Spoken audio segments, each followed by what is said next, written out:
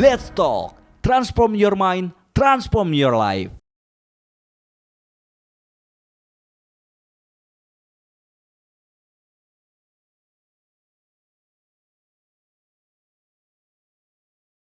Assalamualaikum warahmatullahi wabarakatuh. Salam sejahtera untuk kita semua. Salam akhlak, salam kompeten Indonesia. Halo Sobat Learner, selamat datang di WRE Learning Center Podcast. Transform your mind, transform your life. Sebuah ruang berbagi pengetahuan, pengalaman, dan inspirasi seputar pengelolaan sumber daya air dan pembelajaran berkelanjutan. Bersama saya Susilo, kita akan membahas berbagai topik menarik mulai dari inovasi di bidang pengelolaan air, praktek terbaik dalam pengelolaan bendungan dan irigasi, hingga pengembangan kompetensi SDM di era digital. Podcast ini hadir sebagai wujud komitmen Perum Jasa Tirta II dalam mendukung pembelajaran sepanjang hayat, sekaligus membangun kesadaran bahwa air bukan hanya sumber kehidupan, tetapi juga sumber ilmu dan masa depan. Saya akan berbagi pantun. Di tepi bendungan burung bernyanyi. Iramanya indah menyejukkan hati. Bersama WRE kita saling berbagi untuk masa depan yang lestari. Di episode kali ini kita akan membahas tentang talent second man dan talent pool. Bersama narasumber yang tentunya kompeten di bidangnya. Oke, jadi pastikan buat teman-teman semua ikuti ini semua pembicaraan kita sampai akhir. Karena akan banyak sekali insight yang kita dapatkan dan pengalaman-pengalaman yang luar biasa buat teman-teman semua.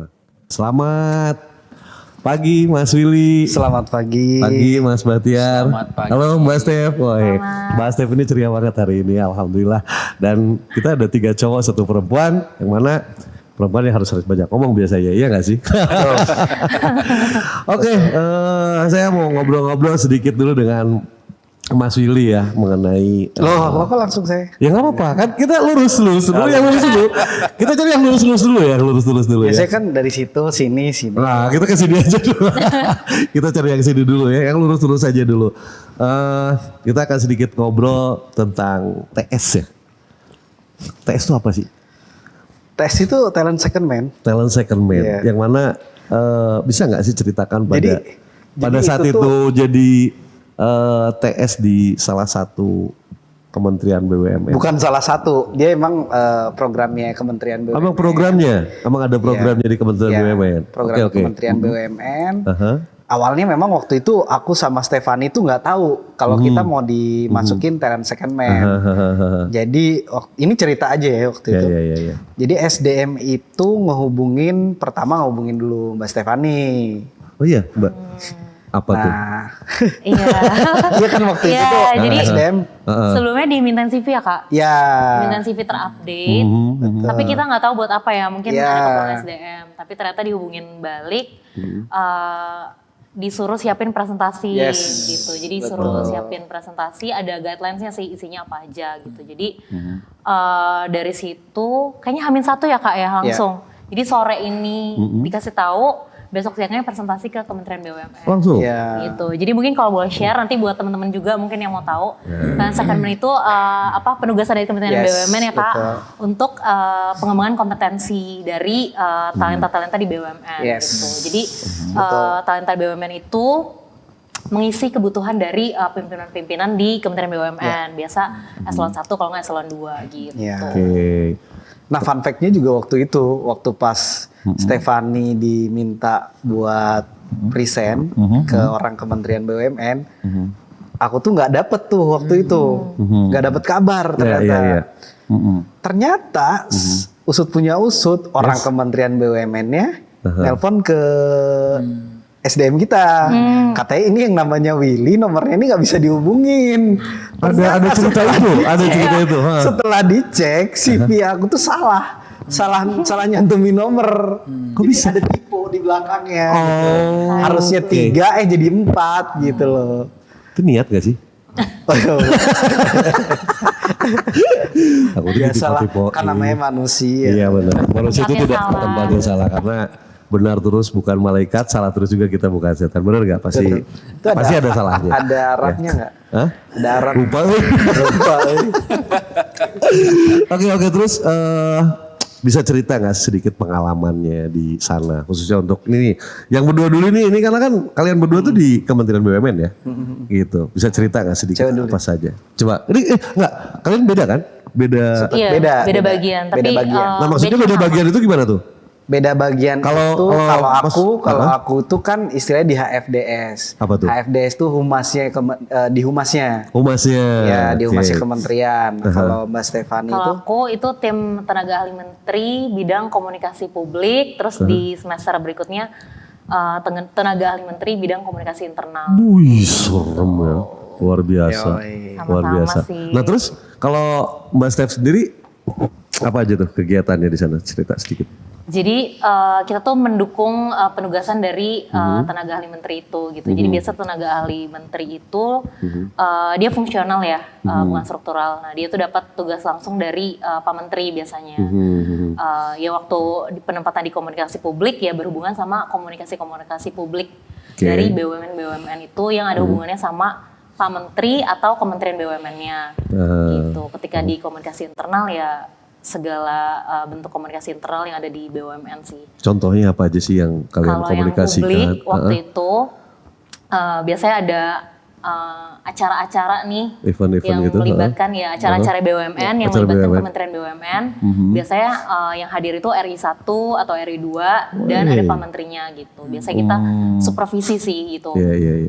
Apakah jadi kalau komunikasi itu nggak kita cuma ngomong ya, bentuk komunikasi kan ada dari gambar, dari video, penempatan logo, itu semua kita supervisi. Ya. Intinya kita harus memastikan semua bentuk komunikasi yang dilakukan oleh BUMN itu sesuai dengan guidelines atau aturan dan visi misinya Kementerian BUMN dan Pak Menteri itu sendiri gitu. Oh, jadi menginfokan juga ya ke beberapa apa? BUMN. Iya, yang biasa lain. kita ya itu tadi supervisi BUMN udah untuk acara ini atau untuk materi yang ini kita cek lah pokoknya harus sudah sesuai tuh sama tadi visi misinya Kementerian BUMN dan juga arahannya Pak Menteri biasanya. Oke, berarti ini yang di tempatnya Mbak Steph ya. Kalau Iya. di tempatnya Mas Willy apa coba? kalau aku sih karena lebih ke humasnya ya. Jadi kalau aku sih kerjaannya di sana lebih ke pekerjaan humas sebenarnya. Cuman memang dari awal itu kita kan sebenarnya untuk jadi talent second man itu kan kayak dituntut buat bikin project nih. Project apa sih? Jadi walaupun kita di kementerian, kita itu juga ada KPI. Tetap Ada KPI ya? Ada Tetap ada KPI. ya? Nah kira-kira project apa sih nih yang bakalan kamu implementasikan di sini gitu. Gitu. Jadi waktu itu kan memang kebetulan itu ada beberapa project-project kayak misalkan ada namanya BUMN Unleashed, podcast, tetap ada ya. pekerjaan-pekerjaan humas lah seperti misalkan liputan, foto video dan lain sebagainya gitu. Cuman awal-awal waktu itu emang aku itu disuruh buat liputan dulu. Jadi waktu itu masih liputan kegiatan-kegiatan internal di kementerian dulu. Iya. Nah, terus sampai akhirnya aku dipercaya buat jadi tim liputannya menteri. Walaupun memang awal-awal waktu itu aku dikasih istilahnya kayak dikuliahin beberapa SKS karena memang awal-awal waktu itu ikutan sama tim menteri itu emang ada beberapa catatan yang emang harus aku benerin gitu loh. Maksudnya catatan untuk Jadi emang beda antara liputan di kantor kita nih sama liputan sekelas kementerian. Beda jauh banget. Ya pasti jauh lah. Beda jauh banget. Beda, yakin. Nah, alhamdulillah itu pengalaman yang bener-bener berharga banget sih waktu itu. Dan itu bisa lah nanti sedikit-sedikit diaplikasikan diterapkan juga di kita ya. Bisa nggak sih? As always. Oh gitu, as always. Oke, yang dua nih. Sekarang kita yang ke seniornya ini yang luar biasa banget. Senior kami ini. Seniornya ini juga. Mas Bastiar sendiri pernah jadi TS atau talent second man gitu? Kalau kebetulan angkatan saya belum ada ya. Oh, belum? Nggak pernah ikut Oke. untuk yang talent second man ya. Saya nggak tahu apakah program itu di waktu angkatan kami sudah ada atau belum. Yang ada waktu itu talent pool ya. apa talent talent pool ya. talent pool. Jadi waktu itu awalnya itu dari SDM itu menyaring beberapa karyawan yang bisa mengikuti program nanti untuk masuk ke dalam talent pool itu. Talent pool, oke. Nanti setelah itu disaring, dipilih dari beberapa karyawan yang sudah terpilih nanti akan mengikuti program pendidikan semacam diberikan tambahan pengetahuan yang dari PPM ya, PPM manajemen. Iya. Sebelumnya ada juga yang program dari Pak Renal Kasali juga. Why? Terus selanjutnya dari PPM manajemen. Nanti selanjutnya akan ada asesmen dari PPM. Oh. Nah, kalau nanti hasilnya bagus, itu bisa dilakukan peningkatan berikutnya. Gitu loh, Pak. Jadi Bang beda ya. Kalau ini kan Beda. TS ya. Kalau ini full ya. Ya. Tapi pengalamannya sendiri gimana Mas Bahtiar? Ya, Di apa namanya di talent pool itu? ya kalau dari talent pool itu dari beberapa orang kan ada dulu namanya program itu millennial top talent ya. Oh iya benar di Millennial Top Talent. Jadi awalnya itu milenial Dari Millennial Top Talent. Jadi millennial top Top talent dipilih beberapa milenial yang nanti diakses di PPM. Di PPM manajemen, maaf, di PPM manajemen. Sebelum diakses diberikan beberapa pelatihan materi seperti bisnis model canvas, scamper, design thinking seperti itu. Itu berapa lama? Berapa sampai kita bikin project ya? 3 bulan kali ya. Lumayan 3 bulan. Yang selanjutnya nanti di asesmen di PPM. Oh, tetap di PPM Di ya. PPM di manajemen. Nanti kalau hasil dari situ akan diserahkan kepada manajemen. Nah, pengalaman saya waktu itu ternyata hasil karena PPM itu cukup mungkin ya. Dan ada penilaian juga dari SDM. Itu alhamdulillah ternyata berpengaruh buat karir juga ya. Jadi setelah itu ternyata setelah mengikuti itu saya langsung dapat promosi ya nggak salah. Wih, luar biasa ya. Promosi. Manager ya nggak salah. Tahun berapa itu? Itu dari milenial Ya, jadi talent itu. millennial top talent itu waktu jabatan tuh masih asmen. Oke, masih asmen. Nah, setelah asmen, ikutin itu tadi ada yang pelatihan dari Pak Renal Kasali dari PPM manajemen, terus di asesmen PPM manajemen, baru setelah itu hasilnya bagus, mungkin ada tambahan juga pertimbangan direksi dan dari SDM.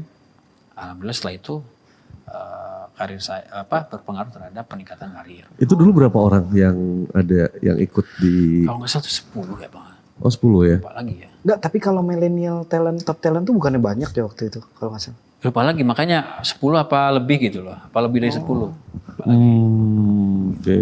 Jadi kurang lebih ya lupa ya udah lama mungkin. Itu tahun berapa ya? 2018. 2018 kayaknya. Oh 2018 ya. Apa zaman gencar-gencarnya milenial. Iya, Ya, betul. jadi salah satunya kan yang mewakili. Berapa orang sih dulu yang ikut yang bener-bener Kalau nggak lolos sampai yang sampai lolos itu? Yang lolos itu Oh, disaring dulu ya banyak ya. Iya kan banyak ya, betul kan banyak ya. Disaring dulu banyak, setelah itu disaring cuma 10. Oh, Kalau berarti salah tuh. milenial top talent itu kan banyak tuh. Untuk masuk itu tuh disaring dulu. Yang bagus 10. lolos 10 terpilih yang saya nggak tahu ya, pokoknya terpilihnya 10 nggak salah. Itu disaringnya internal. Ini kita nanya Nggak apa-apa. Kita kan lagi Itu disaringnya berarti diskusi dari biasa internal ini. dulu atau langsung di sana disaringnya? Nah, itu dari internal ya. Oh, internal. Tapi dengan insight mungkin dari PPM ya. PPM atau dari pihak penilai yang lain ya. Oh, luar biasa juga ini ya. Luar biasa. Ini lebih besar. Kalau kalian kan waktu itu cuma berapa orang? Apa nih? Kalau kita mungkin ini jalurnya beda ya. Jadi Beda. awalnya, Beda ya? ini tadi mungkin belum cerita juga. Tadi kan pertanyaan pertamanya gimana ya awalnya. Jadi awalnya itu ada kebutuhan dari Kementerian BUMN-nya. Disampaikan surat-surat ke BUMN ya. Iya. Kebutuhannya posisinya ini. Nah biasanya BUMN tuh mengirim usulan, nama-nama usulan. Nah dari nama-nama usulan itu disaring semuanya dari BUMN kan banyak sama Kementerian BUMN-nya. Iya. Nah kita mungkin alhamdulillah puji Tuhannya kepilih untuk tahap berikutnya gitu. Iya. Waktu itu kan kita di interview lagi ya. Kalau aku tuh FGD sama interview itu sih. Nah ini kan ada Gitu. FGD sama interview. Sama? Sama. Cuma beda hari doang. Beda hari karena aku kan yang Typo. telat tadi itu typo. Iya, Tidak typo. bisa dihubungi. Bisa dihubungi. Karena lagi marahan atau gimana tuh? Tahu. Itu lagi marahan ya. Nah ini terus motivasi atau alasan terbesar kalian ini saat menerima kesempatan untuk jadi apa di kementerian, khususnya di, yang berdua nih ya di Kementerian BUMN tuh apa sih? Yang sehingga udahlah nggak apa-apa, gua siap kok untuk fight di sana, untuk gabung di sana gitu kan. Yang lebih besar gitu daripada yang sekarang kita gitu. Ya sebenarnya ini jujur-jujuran Iya nih. jujur lah, jangan bohong lah di sini. Jadi awalnya emang udah malas-malasan gitu kan. Waktu pas oke, kita harus profesional lah ya. Iya. Kita harus profesional ketika misalkan di apa namanya di wawancara dan lain sebagainya, kita harus profesional dong. Terus sebenarnya hati tuh wah Jakarta nih. Iya. Wah, Macet nih. wah harus ngekos nih. Yo. Wah harus ngapain nih? Seneng nih. Lumayan, lumayan kan 6 bulan satu periode tuh waktu itu 6 bulan lumayan. Oh 1 periode 6 bulan ya? Satu waktu periode itu? 6 bulan. Terus ya udahlah. belum tentu keterima juga. Nah. Terus sampai akhirnya wah keterima nih kan. Tapi waktu itu bismillahnya keterima atau enggak? Hah? Bismillahnya? 50-50 dulu masih 50-50. Masih kalau nggak keterima ya nggak apa-apa, keterima ya udah jalanin. Akhirnya hari pertama dulu waktu itu masih agak bingung tuh. Tahun berapa sih waktu itu? 2024. Oh 2024 ya? 2024. Oke. Masih bingung. Wah, buta sama Jakarta kan masih buta banget. Iya, Orang iya. lokal asli kan. Yoi. Terus ke sana pakai travel, dari travel terus cabut ke kantor kementerian. Kantor kementerian wah gila nih harus ngapain itu kan. Terus akhirnya udah ke atas main ini saya talent second man ini. Terus ya udah perkenalan dibawa masuk ke ruangannya. Nah itu reaksi di lingkungan Ya, situ ya, reaksi di lingkungannya masih- ketika Masih bergabung. seminggu lah tuh kayak gitu tuh. Seminggu masih kayak ya udah kerja pulang. Terus sampai udah seminggu ke sana, wah cakep nih. Wah, siapa? maksudnya bukan orang. Oh iya. Bukan orang. Coming. Iya. Wah cakep nih kerja di sini gitu kan. Wah banyak tantangannya nih. Wah banyak pengalamannya nih. Jadi waktu itu baru kerja 3 hari, Iya. udah mulai cabut tuh. Ke acara presiden, kemana. Mantap. 3 bulan pertama tuh udah keliling Indonesia. Wah, Keliling Indonesia. Kita masih keliling Cilegon. Anda sudah ke keliling Indonesia. nah semenjak disitulah mulai kayak, wah nih pengalaman nih nggak mungkin kalau kita masih di sini gitu ya, belum tentu setahun sekali, seumur hidup sekali pun belum tentu gitu loh. No. Makanya pengalamannya dapet.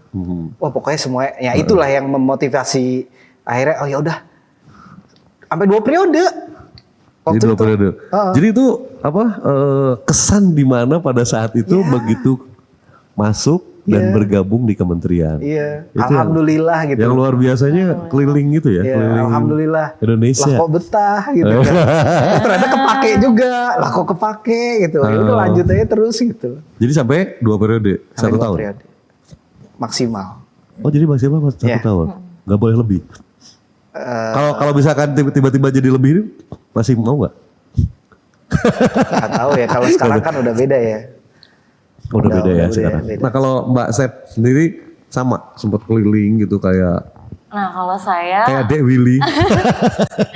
karena bukan liputan, jadi lebih ke ya itu kebanyakan acara di Jakarta sih waktu itu. Tapi kalau bagi Mbak Sep sendiri beda loh. Kalau beliau kan emang di Jakarta. Jadi emang udah bersahabat dengan Jakarta. Tapi kan Anda ini tidak bersahabat karena takut nyasar mungkin. Iya betul. Awal-awal mikirnya kayak gitu. Oh jadi beda ya kalau. Beda-beda. Lebih lihat ini sih kesempatannya mungkin sangat strategis ya untuk bisa mengembangkan kompetensi, terus juga mungkin lebih luas ya untuk jadinya helikopter view ya. Maksudnya biasa kita ya industrinya pengelolaan sumber daya air gitu ya. Ini ngadepin banyak lah, maksudnya ada BUMN lain lah dari berbagai industri gitu. Bagaimana mereka, mungkin kalau dari sisi orang komunikasi gitu, bagaimana mereka mengelola pesan untuk ke publik juga ke internalnya gitu. Jadi belajar banyak lah gitu. Karena kan pasti beda-beda ya tiap industri, tiap perusahaan gitu gimana mereka ngelola. Jadi pelajaran lah yang semoga bisa kita implementasikan juga di sini. Gitu. Oke, jadi itu sedikit cerita dari pengalaman-pengalaman Helikopter view. Iya. Helikopter view. Muter dia. Yaitu beberapa yang mungkin Dek Willy dan Dek Steph, Dek Steph ya. Yang bisa diceritakan pengalaman-pengalaman yang menurut saya itu belum seberapa pengalamannya. Karena kan 1 tahun. Kalau diringkas itu baru terlalu pendek gitu. Harusnya banyak pengalaman yang memang. Kalau diceritain banyak nih, kayak setahun deh itu kita cerita di sini podcastnya. Jangan. Tiap hari ada ceritanya ya. Bisa nge-vlog. Bisa nge-vlog. Nah ini sekarang lanjut nih ke Mas Bahtiar nih. Apakah ada kriteria khusus atau tahapan lainnya nih untuk menuju ke talent pool itu? Cakep nih. Jadi setelah mengikuti Millennial Top Talent itu, posisi waktu itu alhamdulillah sudah jadi manajer. Ternyata dari FHCI, itu ada Forum Human Capital Indonesia. Human Capital ya, Indonesia. Itu intinya menyampaikan surat kalau nggak salah ke SDM untuk mengirimkan 1 orang. Karena di suratnya saya baca ya, ini terbuka aja ya. Terbaik untuk mengikuti program tersebut. Jadi Mas Bahtiar salah satu terbaik sekarang? Saya nggak tahu, cuman alhamdulillah diberikan kesempatan oleh SDM untuk mewakili PJT. Berarti terbaik dong, terbaik dong, iya dong, iya dong. Ingat nih ini motivasi, kita harus jadi yang terbaik. Oke. Nah setelah itu disaring, karena untuk mengikuti dari seluruh BUMN kan kalau nggak salah ada 140 sekian ya. Itu disaring. Jadi cuman ikut itu berapa puluh, 50 apa 40 orang gitu ya. Disaring lagi. Itu tuh dari beberapa BUMN? Ya, dari seluruh BUMN disaring dari seluruh lagi. BUMN? Cuman ada sekitar? Hanya 50 orang kalau nggak salah. Oke. 58 orang. 40 lupa lagi ya. Cuman intinya disaring lah, nggak semua yang ikutin. Nah dari proses seleksi itu, seleksinya ada 2 tahap ya. Biasa bikin CV dalam bahasa Inggris. Terus nanti ada bikin essay. Oh ada essay? Ada essay. Essaynya dalam bahasa Inggris kalau nggak salah juga. Terus kita bikin video tentang motivasi kita untuk mengikuti program BOD-2 itu. BOD-2 Development Program kalau nggak salah. Nah nanti kita yang lulus akan mengikuti program itu selama 6 bulan. Kayak kuliah sebenarnya. Iya. Jadi, cuma lebih pendek lah ya. Ya betul. Jadi dia kayak bisnis. Nah dari FHC itu menggandeng Prasmul ya, Prasetya Mulia. Oh Prasetya ya. Ya, jadi nanti dikasih materi itu setiap minggu apa setiap ada waktunya deh. Intinya nggak setiap minggu juga. Jadi dalam 1 bulan tuh pasti ada. Iya. Bisa 2 minggu sekali gitu. Nanti ada tugasnya juga.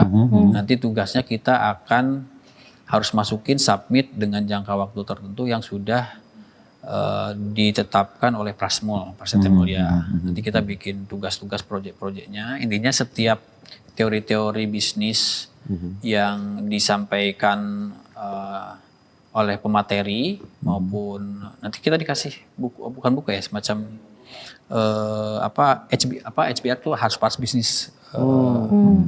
HBR tuh Harvard Business lupa lagi, intinya dari Harvard, intinya nanti kita kasih business case, kita baca bahasa Inggris ya. Nanti kita harus implementasikan dengan materi yang disampaikan oleh narasumber. Narasumbernya itu biasanya dari direktur-direktur BUMN. Nah, mereka nanti ngasih materi pengalamannya, baru kita sandingkan teorinya apa, prakteknya apa. Setelah itu baru kita bikin project, ide yang emang bisa diimplementasikan di perusahaan kita. Nah tiap materi itu beda-beda. Ada materi HR, ada materi tentang inovasi, ada materi tentang digital digital teknologi, transformasi digital gitu. Jadi intinya mencangkup itu ya, ada operationnya, ada finance-nya, ada HR-nya, ada marketingnya. Kayak sekarang tuh kita harus melek teknologi untuk bisa mengejar, karena kan era VUCA ini. Yes. Uncertainty-nya sangat tinggi. Jadi emang kita tuh harus bisa melihat kondisi global seperti apa, dampaknya ke nasional seperti apa. Kita harus, dari sisi bisnis itu materi-materi itu yang disampaikan. Termasuk leadership ya. Oh, leadership. Yang bagus itu ada kayak kita dikasih materi tentang bahwa jadi leader itu kita harus pakai teori 3A misalnya itu. Misalnya arsitek, kita harus jadi arsiteknya. Kita harus, namanya teori ABC ya. Arsitek, bridge, and katalisator. Dan kita harus jadi misalnya nih contoh yang aku ingat aja ya. Iya. Yang masih ingat. Yang ingat ya. Masih ingat. Misalkan, jadi bahwa leader itu kita harus jadi dengan teori ABC itu apa yang sih mau diterapkan di PJT. Nah itu harus relevan dengan yang kita kerjain. Waktu itu kebetulan case kami itu kan di UKK. Di UKK itu kan lagi pegang spam regional. Nah sebagai arsitek itu misalnya kita harus membayangkan kita jadi direktur misalnya itu. Jadi sebagai arsitek itu kita harus apain? Misalnya bikin organisasinya sesuai dengan penugasan menteri. Jadi intinya kita harus benar-benar real case lah yang bisa diterapkan. Yang bisa diterapkan betul. Terus sebagai bridger sebagai penyambung kita harus apa? Karena PJT ini sebagai UKK ini sebagai pelaksana tugas di PU, waktu itu saya bikin bahwa kita harus bisa mengkoordinasikan bagaimana kebutuhan internal dengan pihak eksternal. Nanti ada namanya manajemen stakeholder ya. Nah, bersetelah katalisator mempercepat proses. Ya bagaimana caranya? Berarti kita harus bisa menyampaikan kebutuhan manajemen kepada pihak stakeholder maupun mempercepat proses pekerjaan dengan membuild up timnya kita gitu loh. Jadi nanti itu salah satu contoh seperti itu. Banyak kok teori-teorinya bagus-bagus. Termasuk gimana kita ngerolling misalnya kalau ada gimana misalnya kita dikasih teori gimana sih kalau human capitalnya kita tuh atau SDM-nya kita tuh misalnya stuck atau kita bisa ada teorinya untuk bisa ngatur tempat duduk sampai gitu-gitu diatur semua. Nah kalau untuk yang talent pool ini dievaluasi ada penambahan atau pergantian nggak sih diregenerasi nggak sih? Nanti ada batch-nya. Oh, the batch. Ada batch-nya. Oke. Jadi nanti habis dari program itu kita harus jadi setiap dikasih materi itu misalnya minggu ini materinya tentang disrupsi teknologi. Yes. Ya. Nanti kita kasih soal. Itu pun capek lah lumayan lah karena bikin soalnya jawabnya kan harus pakai teori. Satu kali ikut itu tuh bisa 3 HBR ya. Berarti kita harus baca 3-3-nya, satu HBR itu lumayan tebal. Nah, nanti kita harus implementasi itu tadi HBR. Business resolution lupa lagi lah R-nya itu apa. Nah udah gitu. Nah di akhir project setelah 6 bulan, di akhir pelatihan itu ya, atau program FHC itu, kita harus bikin project. Dengan menggabungkan seluruh teori yang ada, maupun seluruh materi yang disampaikan oleh narasumber. Waktu saya bikin projectnya tentang aplikasi pengagent ya. Itu apa tuh? Bikin. Jadi tentang, kan kebetulan ada ide waktu itu. Saya ngobrol sama atasan waktu itu, Pak, gimana sih kalau kita bikin dashboard monitoring aja sih untuk bisa memonitor gimana pembayaran. Berapa sih pembayaran dari off-takers, berapa sih pembayaran kita harus terima dari BUP berapa gitu. Berapa sih yang harus kita setor ke BUP.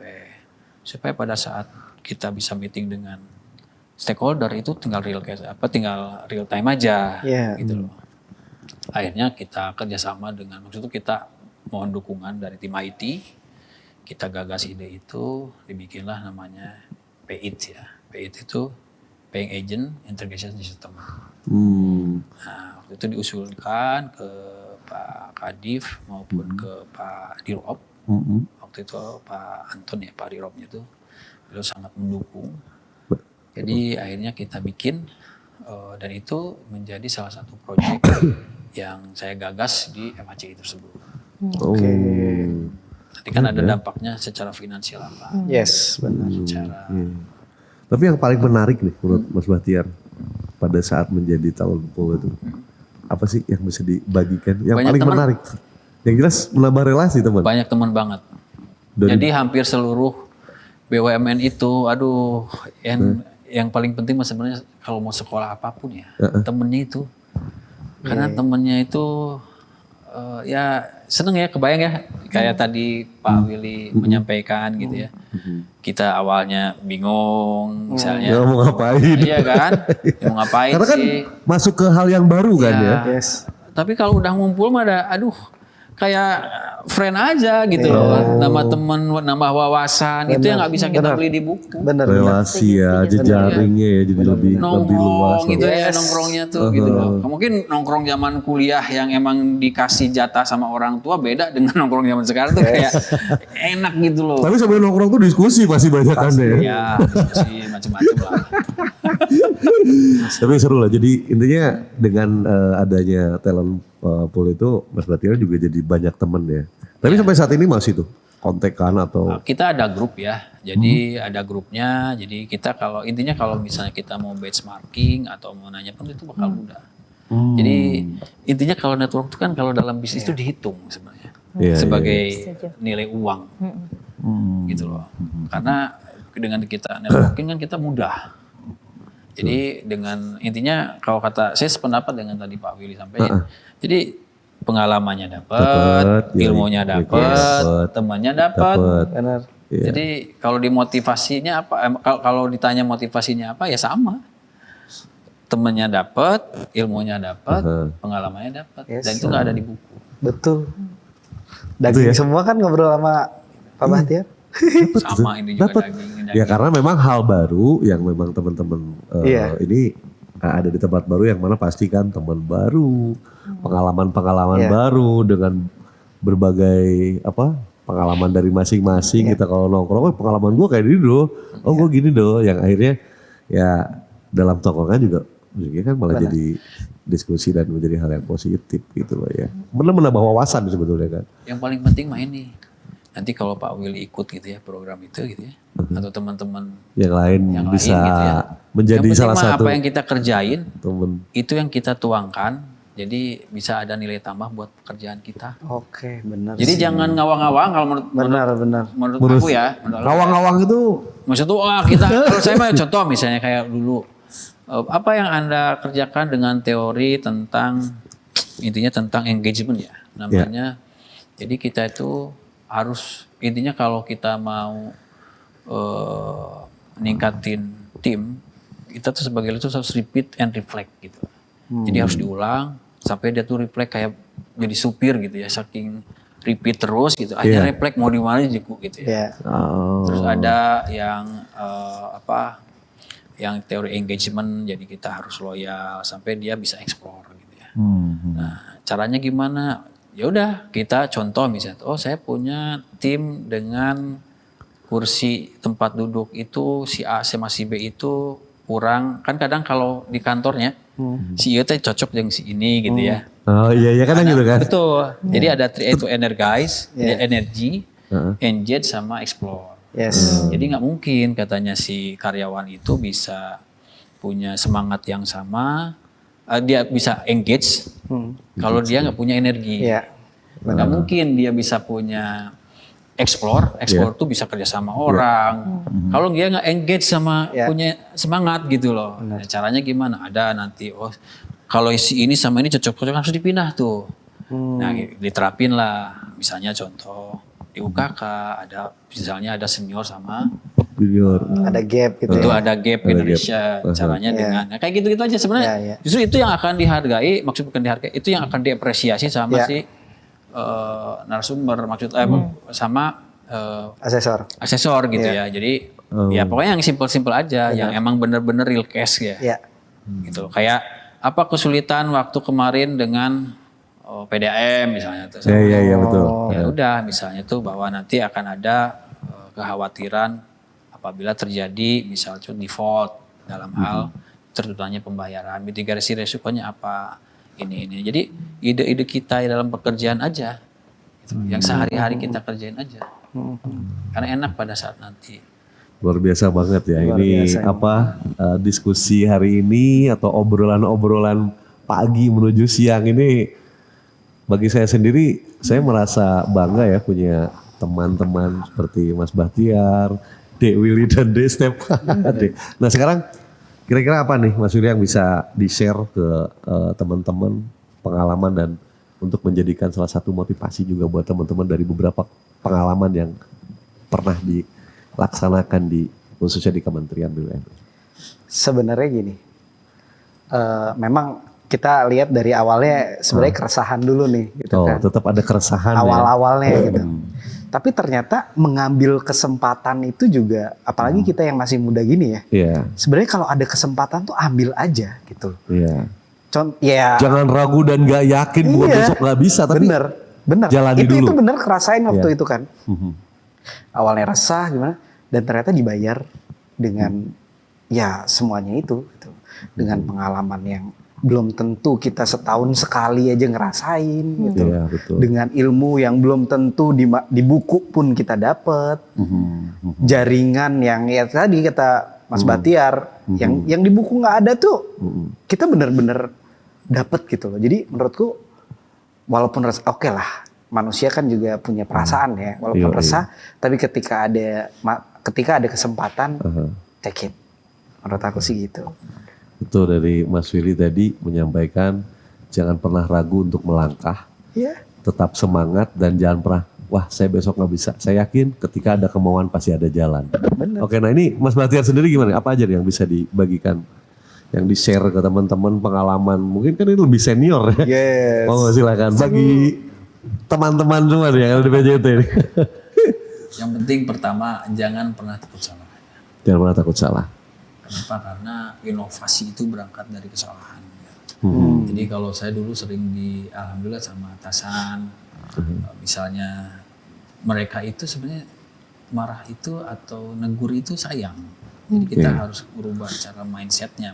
Ya, kalau kita mau baik-baik juga, kalau mindsetnya emang ini menurut aku ya. Pengalamannya kan. Benar-benar pengalaman. Jadi alhamdulillah semua atasan itu memberikan warna ya. Jadi intinya dan dimanapun bukan atasan di kuliah atau ikut program FHC, kadang-kadang kita mau nanya takut, ya kan? Takut malu, takut apa? Betul sekali ya. Berani aja, berani, jangan takut salah. Justru dengan kesalahan kita belajar untuk lebih baik. Terus dimanapun sekolah tuh belajar seumur hidup ya. Jadi jangan pernah merasa puas. Jadi dimanapun kita harus belajar. Setuju. Contoh misalnya tuh waktu dihukum dulu merasa bahwa cukup gitu ya. Maksudku alhamdulillah karena dapat atasan baik-baik juga. Pindah ke PKSM ya harus belajar lagi. Pindah ke UKK harus belajar lagi. Karena menemukan hal baru. Apanya? Menemukan hal baru juga kan? Menemukan hal baru.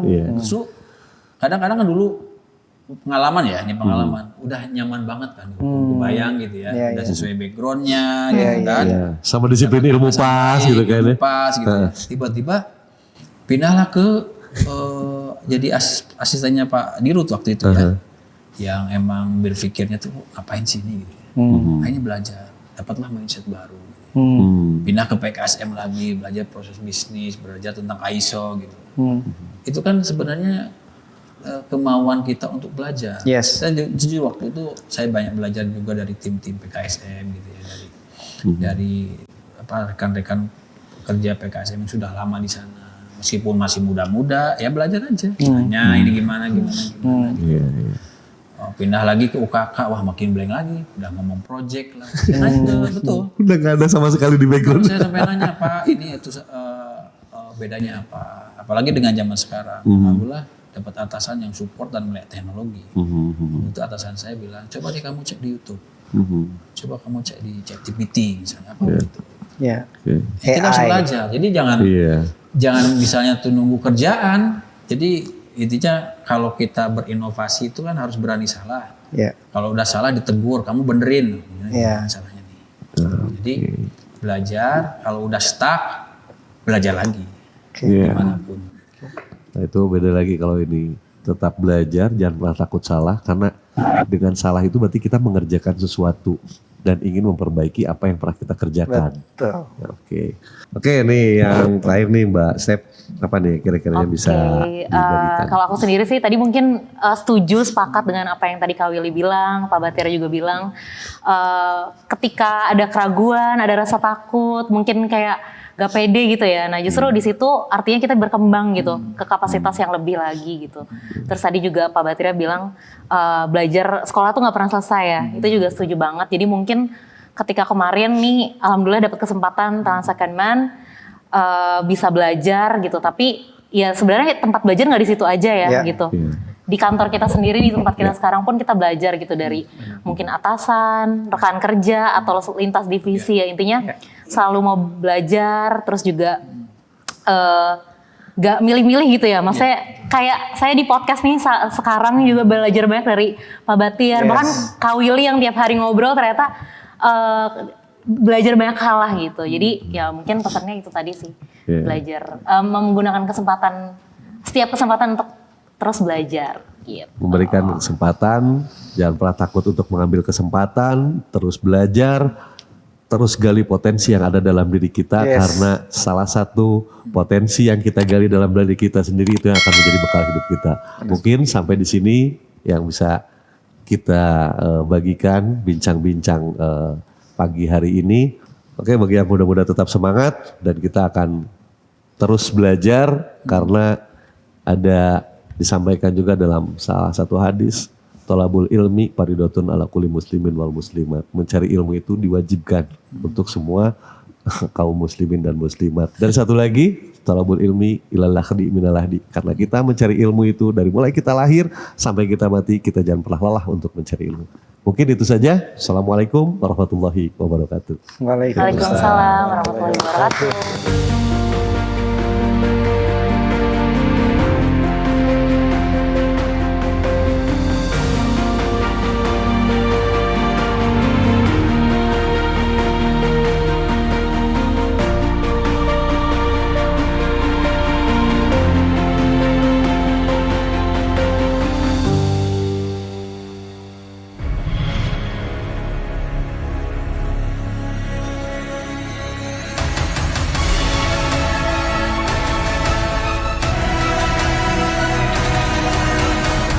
Let's talk.